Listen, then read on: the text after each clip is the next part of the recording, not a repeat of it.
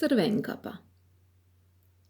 Си беше еднаш едно убаво, русокосо девојченце, кое живееше блиску до шумата. За роден ден девојчето од баба си на подарок доби една кратка пелерина со црвена качулка, која постојано ја носеше. Па поради тоа ја нарекоа Црвенкапа. Еден ден мајка и рече: "Земи ја оваа пита и оваа мала тегла со мед и однеси ги кај баба ти на другиот крај од шумата. Таа е болна, па треба да лежи во кревет." Црвенкапа целата радосна влезе во шумата и тргна по патеката што водеше кон куќата на нејзината баба. По патот пресретна многу мали животни кои ја прифатија со голема радост. Но сите тие ја сакаа многу, затоа што секогаш имаше со нешто да ги нахрани. Под едно дрво Црвенкапа забележа убави шумски јаготки и, знаејќи дека нејзината баба многу ги сака, почна да ги собира.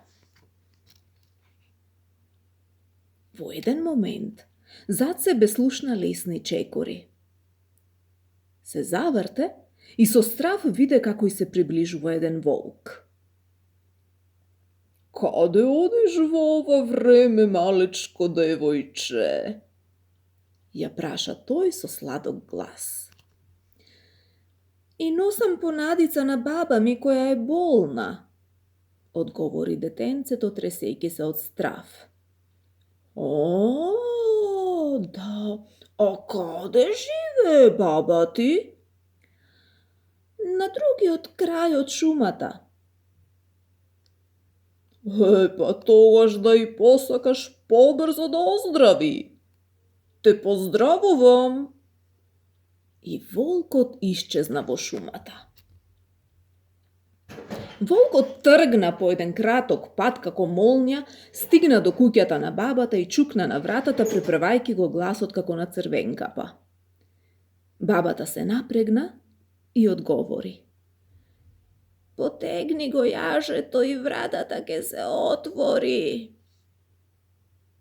Волкот и не чекаше да почне нешто друго. Со еден скок се најде внатре и во еден залак ја голтна бабата. Потоа, откако облече една нокњица и стави една капа од бабата, легна во нејзиниот кревет за да ја дочека малата внука. По кратко време Црвенкапа чукна на вратата и волкот, обидувајќи се да го преправи гласот како нејзината баба, и рече да влезе.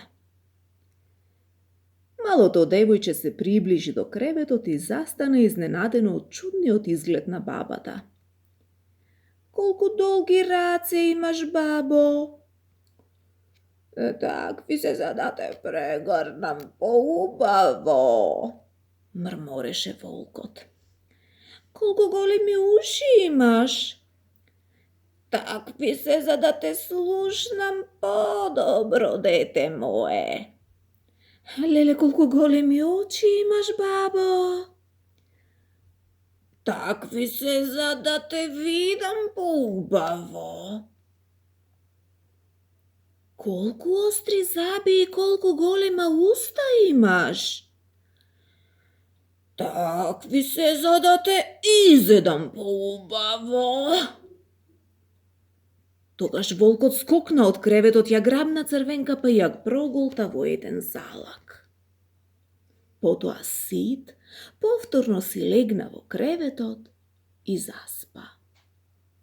Рчеше толку силно што го привлече вниманието на еден ловец кој ја познаваше бабата, а тој ден поминуваше покрај нејзината куќичка. Се приближи до прозорецот и го здогледа волкот, кој имаше невообичаено голем стомак и кој спиеше во креветот на бабата. Тогаш го застрела зверот со пушката и му го расече стомакот, кој пукна како балон. Од отворениот стомак скокнаа живи и здрави и бабата и Црвенкапа. Двете топло му се заблагодарија на ловецот и радосни направија забава за сите луѓе и животни во шумата. Беа сигурни, оти лошиот волк нема никому да направи нешто лошо.